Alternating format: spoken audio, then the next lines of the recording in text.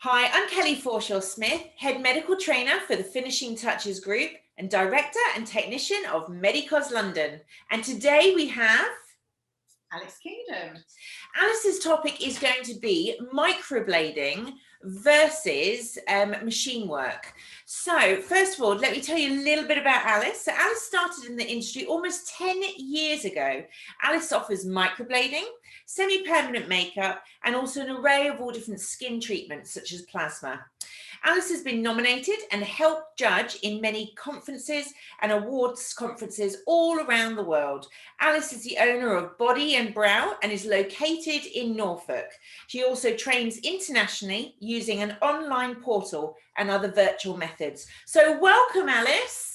Thank you, Kelly. Thank you for having me. You're very welcome. So this is a topic I'm actually really excited about because I do both, but I know that you tend to do you favour microblading over semi-permanent? Well, I think that's one of the things we're going to have a talk about. Because, there are, microblading, controversial is probably the wrong word, but it's, it is a hot topic, which is best. So we together, I think, are going to delve into that and see whether there's a definitive answer or not from my perspective. Okay, so first of all, for people out there who maybe don't know what this is or they're thinking of maybe training up, what is microblading and what is machine work, semi-permanent makeup?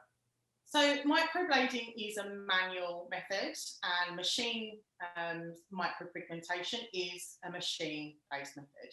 So often if you're training in machine, you may have heard that there is a device that's used, and that almost works a little bit like how I describe it as a little semi-permanent makeup sewing machine. So the needle goes in and out, up and down into the skin. And for anyone that's trained in semi-permanent makeup has probably heard that analogy or something similar. So as the needle goes along, it punctures the pigment into the skin, and depending on how quickly or how slowly we run our machine, how big or how small our needle configuration is, will depend on how much pigment is deposited. So that's the machine method, essentially. Microblading doesn't use a machine, it is a manual method. It uses a series of pins or blades together, a microblade, which is wrapped in a flexible or a hard case and then popped into a hand tool. And using that hand tool, we manually, without electricity, scratch pigment into the skin. I think it's most commonly known for being able to complete and make really beautiful, natural looking hair strokes, but it can be used for other things as well. Ooh, do you tell what else can microblading be used for? Because I thought it was just the eyebrows. Well, I think a lot of people do think that, and one of the reasons is because the general microblading explosion was around eyebrows. If you go on a microblading course, it tends to be just brows that they will look at, but microblading is actually really versatile. If you're using the right tools and the right technique, then it can be used for a range of things. It can be used to create shading. We can create beautiful lip work, eyeliners, pretty much anything that we can use a machine for, we can do manually as well. What's the pros and what's the cons, first of all, of microblading? So I think if we come back to eyebrows, that is one of the massive pros with microblading, is how beautifully fine and delicate a hair stroke we can create with a microblade. Microblades are available down to 0.15 diameter, which is tiny. And of course, we're taking out any vibration that might be caused when we're using a traditional semi-permanent makeup device. And so we're able to deposit these really delicate, fine scratches in the skin when it's done well, of course. Yes. So, brows is where it's at really for microblading. And the downside of microblading? Well, the downside of it is that it's really only very good for certain skin types. So if you have someone with incredibly delicate, very mature skin, or if more commonly you have someone with textured or oily skin, that the delicate nature of that scratching very superficially just doesn't tend to hold in those skin types. It blurs out. It can grey out very easily on a thinner skin where perhaps we don't judge our depth quite so right. So whilst it is beautiful, there are limitations to it, definitely. Because obviously with the machine, it's set at a certain depth. I mean, obviously you could still be heavy-handed with the machine and still implant too deeply, but I guess it's maybe slightly less likely that you'll do that. I wouldn't necessarily say so. I mean, most machines we tend to run with what we call a needle hang. So the amount of hang outside of the cartridge of our needle tends to be between 1 and 2 millimeters, so that you can actually see the needle. And you know, there's not a trainer I've ever met that has advised that you run that deeply in the skin. No. So with the machine, it's all about feeling the skin, feeling vibration, knowing where you are in the skin by really just dancing on the very tip of the needle. And that's really the same for microblading. You know, we shouldn't be being aggressive on the skin. And I think that fundamentally that's something that has changed in all kinds of skin pigmentation really over the last at least 5+ years. Is we used to have these technicians where maybe pigments weren't so good, maybe cartridges we weren't able to create such fine cartridges. So the aim of the game was really getting that pigment into the skin. And we've totally moved away from that now. Yeah, I think that might have been me back in the day. I think it was a lot of people, Kelly, because that's how people would talk. And even now you see remnants of that in a lot of the forums where students, both microblading and machine, will be saying, I don't know if I've used enough pressure, have I gone deep enough? And really talking about depth and pressure is something that we kind of sort of moved away from so much. We're now in a territory we know that less is best. Yeah. And it's all about pigment saturation rather than how deep we go, because that epidermis really is so paper thin and paper fine. So I don't think there is necessarily I don't think you're more likely to do it with a microblade. I think what you have with a microblade is that the needles and the blade configurations are also so thin and so fine that the resistance on the skin is less. But again, with micropigmentation, so many of us are learning with, 1RL cartridges, which might only be 0.18 in diameter too. So I think it's about the technician rather than. And I guess, and also the training as well that you're receiving. Going on from that, so you mentioned obviously the nice fine hair strokes that you get with the microblading and so on. Can you create, so with the machine method, obviously you can still create hair strokes, can't you? Oh, absolutely. You can create beautiful hair strokes with machine. Yeah. And then with machine, you can do, for example, an ombre, a pixelated brow, a block brow. I mean, there's so many different names for it. I mean, a feather brow, a lift brow. Can you do all of those styles with a microblade? Yeah, you certainly can. It is a different technique though. If you were wanting to create something which was more of a shaded brow, then you would be using a different method and you'd be using a different tool. It's still manual, but rather than, I suppose, calling it microblading as such, we would normally refer to it as something like manual shading or something like that. And they tend to be, rather than a slanted blade, they tend to be a configuration of either like a round shader or again as sort of as two sort of flat blades together. And depending on which tool you use will depend on which look you create. So I can manually use a double road 6 shader to create something really nice and soft and dispersed in the front of an eyebrow. I can create a really crisp outline using a traditional microblade, but rather than kind of slicing it through the skin like we would, you're almost using sort of a push and shuffle technique on the skin.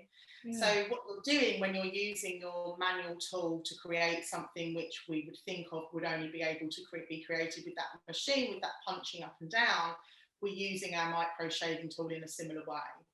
The difference is that it takes much longer. So for me as an artist who now does both, if a client comes to me and they say, I really want quite a heavy, dense brow, you know, maybe I'm covering some existing semi-permanent makeup and I need to do a colour change, like a shift in colour.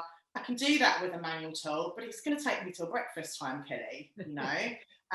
So I have both tools in my toolbox. I'm skilled in both. So for me, I pick up the machine.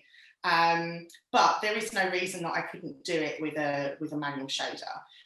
Equally, if somebody wants a combination brow and they want really, really fine, fluffy, soft strokes through the front of the brow, and they've got, you know, reasonable enough skin for me to be able to do that, but they want a bit more definition on the end, I might complete that totally with a microblade. So I would start my strokes, I would do my microbladed strokes, and then rather than setting my machine up and getting another cartridge out, going through all of those measures that I might have to do for, you know, the protection of my client and myself, I just swap out that tiny the tiny hair stroke microblade and pop in a dispersed shader and off I go. So it really does depend on what the look is that I'm trying to create, if that makes sense. Do either of them last longer than the other? I mean, I think that's really all down to implantation depth and pigment. I think that if you are, you know, if you're layering and doing shading with machine, in theory, you're going to be able to get more pigment in the skin much quicker than if you're creating that same kind of punching in the skin with a microblade. I guess to a certain degree, the less trauma, it sounds awful, doesn't it? It's not trauma, it's not that bad, but the less to the skin, the less likely you're going to bleed, the less likely you're going to push out pigment. Maybe I'm wrong. Yeah, and I think this is one of the things that people maybe misunderstand when we're talking about manual shading, is they kind of think, well, how can that not be traumatic to the skin? Well, when we're using a shading tool, it's just our hand that's moving the needle up and down, not the machine. So you still need to be very light-handed. You still need to make sure that you are watching for all of the cues on your client's skin to be aware that you're not overworking the area. You know, I don't know. I guess is the answer to which lasts longer. I think a lot of it depends on your pigments. A lot of it depends on saturation. It's a bit of one of those how long is a piece of string questions again, Kelly, because there are so many unknowns with our client's skin, aren't there? Okay, question then. So you've got the same client with the same skin. How long does it take you to do a hair stroke eyebrow with machine and a hair stroke with a microblade? Okay, so for me, it probably takes me a good half an hour longer to do a machine eyebrow. Hair stroke. Okay. With, doing machine hair stroke. I think for me, the reason that probably is because it's not, microblading is like my comfort zone. It's where I started out. It's what I have. It's what I. Not that I'm not confident in the other side, but it's your thing. If I'm doing hair strokes, it's my thing. You know, if someone's got really great skin, I'm gonna do a microbladed hair stroke.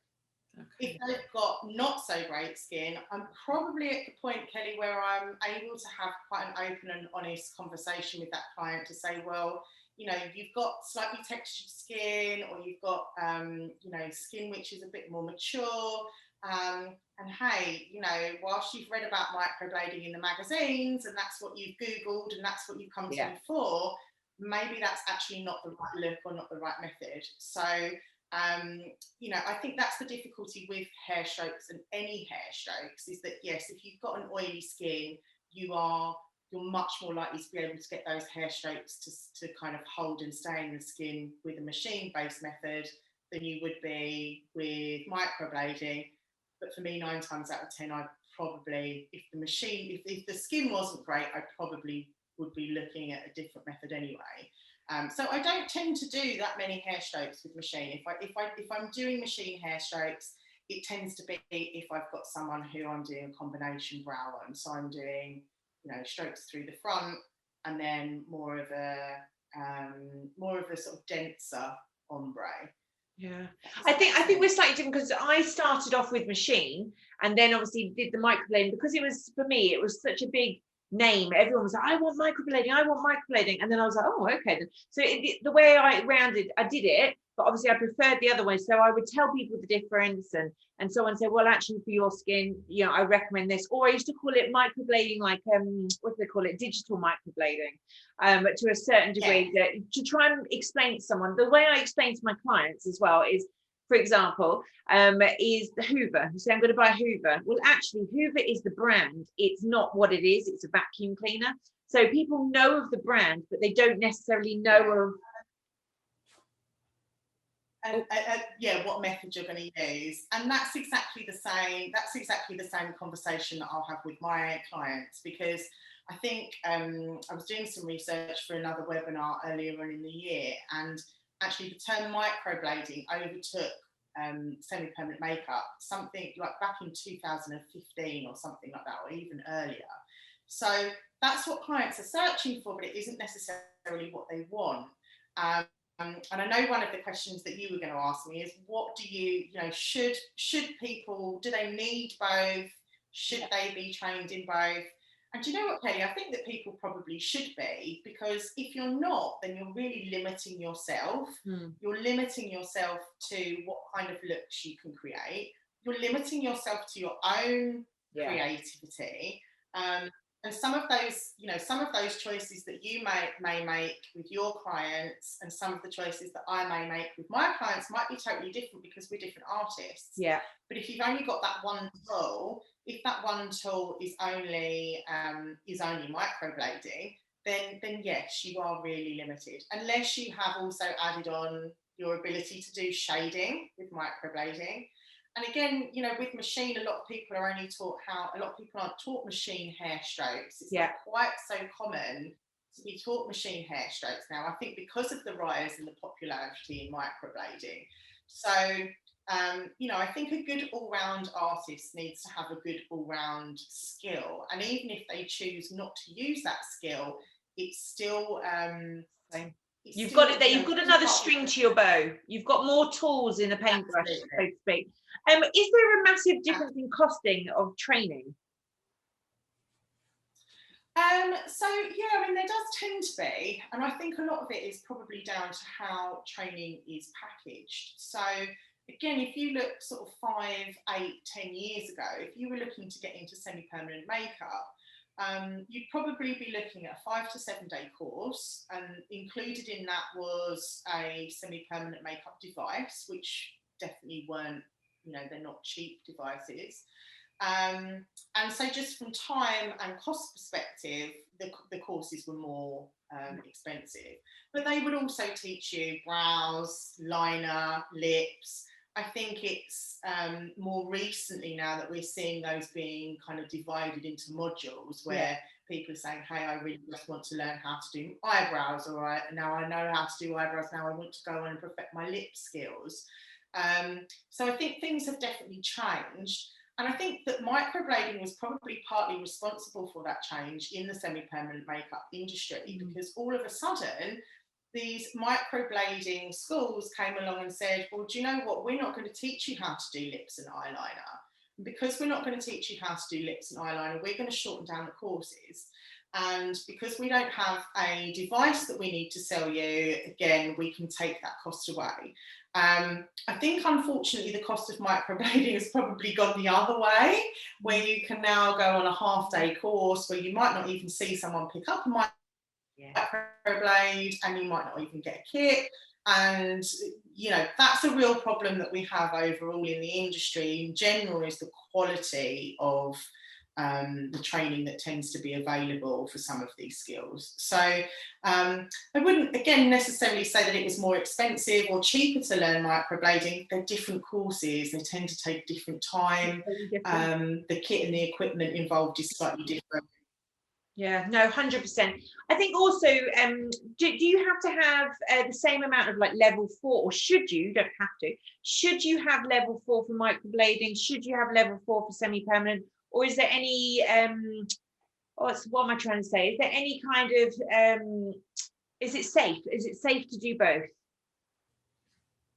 So I mean, to some extent, what qualification you need will depend on where you are in the country. Right. Okay. So there has been a long, ongoing battle with nationally standardised and regulated qualifications. But I think at the moment in the UK, I think London and the greater, the London boroughs are the only places that are insisting on an NVQ level of training. And again, I think that's really difficult to say, what do people need and are things safe? In theory, if you, Kelly, do an NVQ level 4 in microblading with me, and your twin sister in Scotland does an NVQ microblading level 4 with someone in Scotland, you should both be getting that same standardised qualification. There will be a tick list chart that assessor needs to go through to say Kelly is competent in this skill, she's safe and competent here, she's been able to demonstrate her skill. And semi-permanent makeup or there's a micropigmentation level 4 and there is a microblading level 4. So if you are in an area of London, for example, and you want to do 2, then you actually need both of those level 4 qualifications. And those standardised qualifications do go a long way towards safety in the industry. They do mean that there are certain things that have definitely been taught. But again, in the same way, that doesn't necessarily mean that anything that isn't a level 4 isn't going to be safe and isn't going to be competently taught.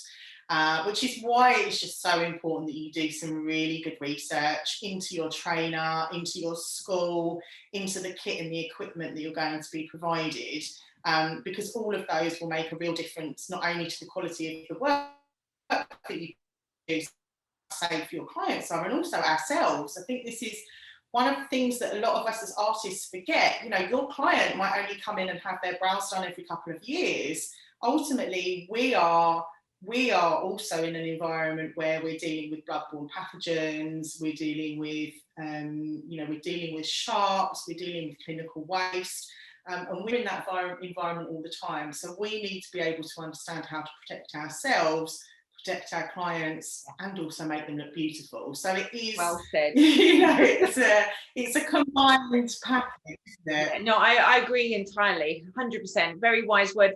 Can you use the same pigments to do both, or do you have to use a different brand? Yeah, I mean, I do. I use the same pigments. I use the same pigments whether I'm doing a microbladed brow or whether I'm doing something with the machine. I'm a bit of a pigment whore, to be fair. I have no morals in terms of faithfulness when it comes to pigment.